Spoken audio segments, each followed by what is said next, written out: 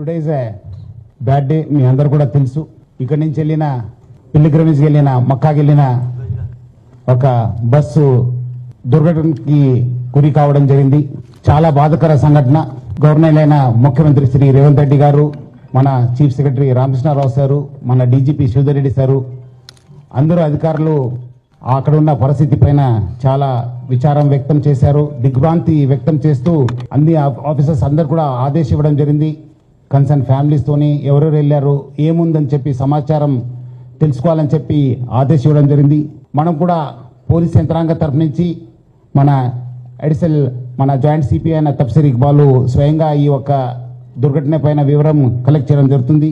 So మనం కూడా మన గవర్నమెంట్ ఆఫ్ ఇండియా ఆఫీషియల్స్తోని, ఎంఈ ఆఫీషియల్స్తోని, అక్కడ జెడ్డాలో ఉన్న కౌన్సిల్ జనరల్తో కూడా మాట్లాడడం జరిగింది. నేను కూడా మాట్లాడాను, మన ఆఫీసర్స్ కూడా మాట్లాడడం జరిగింది.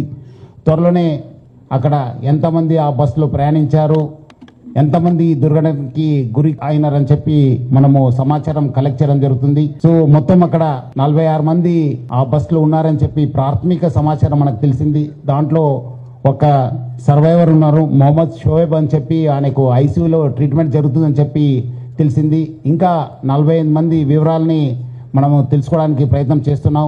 సో త్వరలోనే మనము దాని గురించి కూడా చెప్తాను. ఇక్కడికి వచ్చిన తర్వాత అక్కడ జరిగిన సంఘటన గురించి అందరం మాట్లాడడం జరిగింది. సో మక్కాకి వెళ్ళిన, హైదరాబాద్ నుంచి తెలంగాణ నుంచి వెళ్ళిన 46 మందిలో 45 మంది చనిపోయారని, ఒకరు ఐసీయూలో ఉన్నారని తెలియడం జరిగింది. వారందరి గురించి ఇటు గవర్నమెంట్ తరఫున, police department and film industry తరఫున సంతాపం తెలియజేస్తూ ఒక 2 minutes వారి గురించి సంతాపం.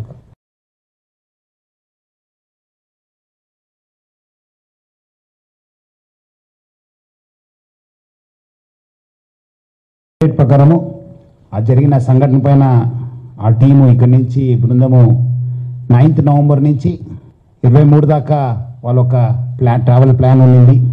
వాళ్ళు మొత్తము 54 మెంబర్స్ 9th హైదరాబాద్ నుంచి జెడ్డాకు ట్రావెల్ చేశారు. దాంట్లో 4 మెంబర్స్ సపరేట్ ఒక కార్లో మదీనాకి వెళ్ళడం జరిగింది. నిన్నే 4 మక్కాలోనే వాళ్ళు ఉండిపోయారు. ఇంకా 46 మంది ఆ బస్సులో ప్రయాణం చేశారు. మదీనాకు ఇంకా దగ్గరున్నప్పుడు 25 కిలోమీటర్స్ దగ్గరున్నప్పుడు ఒక ఆయిల్ ట్యాంకర్ తోనే యాక్సిడెంట్ కావడం జరిగింది. దాంట్లో నేను అంతకుముందు చెప్పినట్లు మొహమ్మద్ అబ్దుల్ షోయబ్ అనేవాడే ఒక సర్వైవర్ ఉన్నారు. ఆయన ఐసీయూలో, సౌదీ జర్మన్ హాస్పిటల్లో ఐసీయూలో ట్రీట్మెంట్ జరుగుతుంది.